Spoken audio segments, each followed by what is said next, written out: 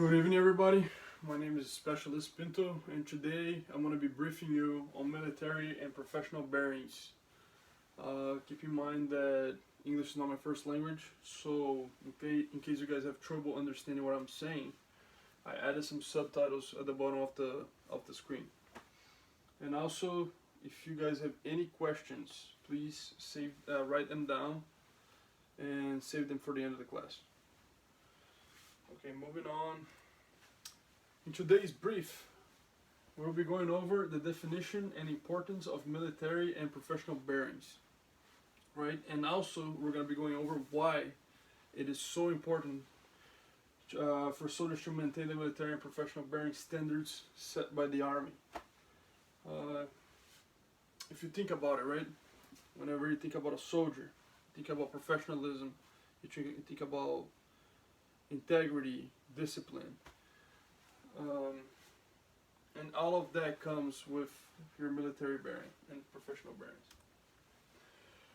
The purpose of today's brief is going to be informing you guys of the importance and the definition of the ability of maintaining your military and professional bearing. So we're going to go more in depth on the next slide, and I'll give you the correct definition and the definition of why is it so important for you guys to keep this standard.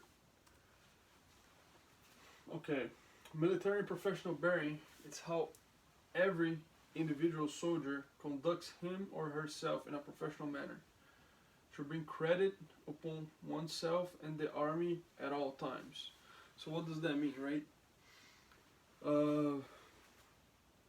Keeping your military bearings and being professional at all times, it's not just a reflection on who you are, it's a reflection on who your leaders are, how your unit is. I personally had experiences before going to training events, and going to training events with different units, also different units from different countries. So you want to keep those military bearings, and you want to set that example and show them how disciplined you and your unit is. It's also the ability to show confidence, uphold the standards, and doing the right thing even when no one's looking. As a leader, this last phrase, it's one of my favorite ones, because you, as a leader, whenever you task a soldier or an individual to do a task, you expect him to complete that task to the best of his ability, and you expect him to do the right thing even if there's nobody looking. You want to trust him. You want to expect him to complete this task without you having to being on top of him all the time and just micromanaging, and you're losing your time because you could be doing something else and you're wasting the soldier's time. So this is one of the reasons why military and professional bearing is so important. You can get so much more done if everybody's just disciplined, and also get everything done much faster. Why it's important? Military and professional bearing, it's important because it's a reflection of what type of soldier you are and how professional you can be. Like I said on the last slide, the way you act in the military, the way you dress, the way you cut your hair, if you shave every day, that all reflects on you. And if you show up to a new unit, for example, and your uniform is messed up, your boot laces are hanging out, that first impression, it's gonna stick to you probably for the rest of the time you're over there. So you want to make sure you're upholding the standards at all times, and also that's gonna reflect if you're coming from an old unit to a new unit, that's also gonna reflect and give your old unit a bad image. as undisciplined, and they're gonna think your leaders over there didn't care, or they were lazy and they didn't want to help you. It keeps soldiers disciplined and professional while performing military duties, right? Like we said before, about the example I gave about you tasking out a private with some sort of military duties, right? If he has that military bearing, he's gonna stay disciplined and perform his duties to the best of his ability with no problem. Examples of keeping up with your military and professional bearings. Keeping appearance to standard according to AR 670-1, right? So make sure you get a haircut, make sure you shave, make sure your uniform looks good. Respect your peers and leaders. There's nothing worse, or there's nothing that angers me more when I see an NCO tasking out a new private with some sort of task or some sort of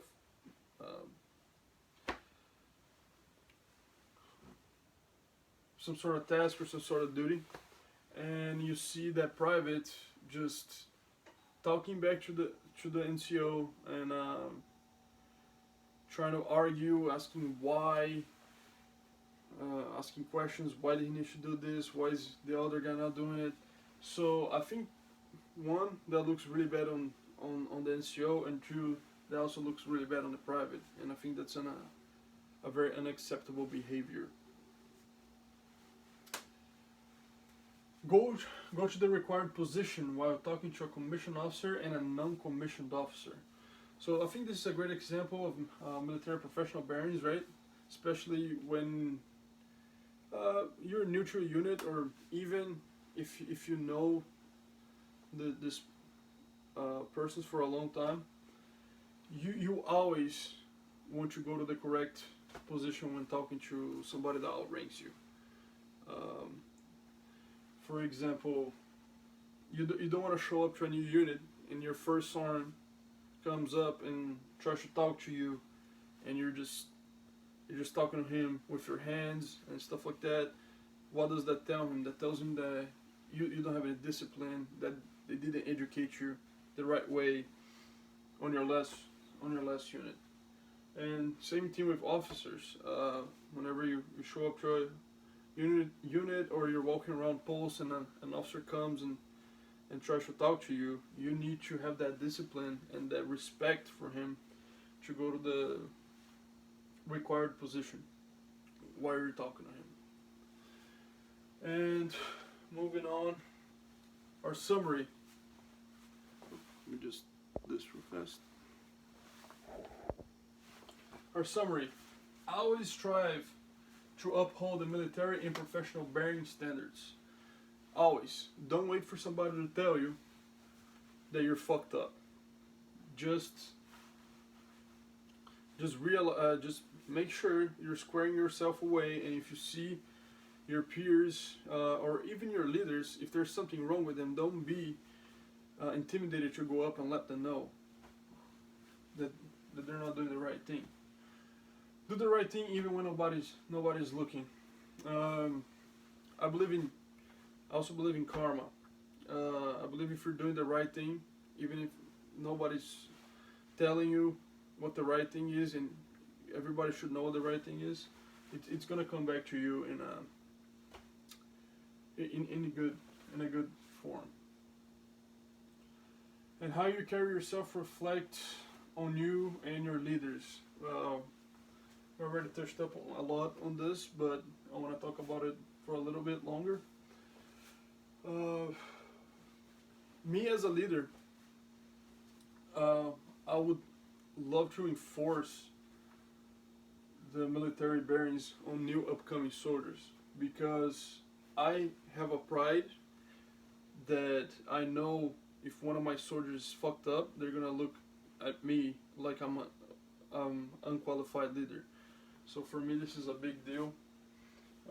Making sure your soldiers have that discipline, have that education to to do the right thing, even when nobody's trying to micromanage them or telling them what to do.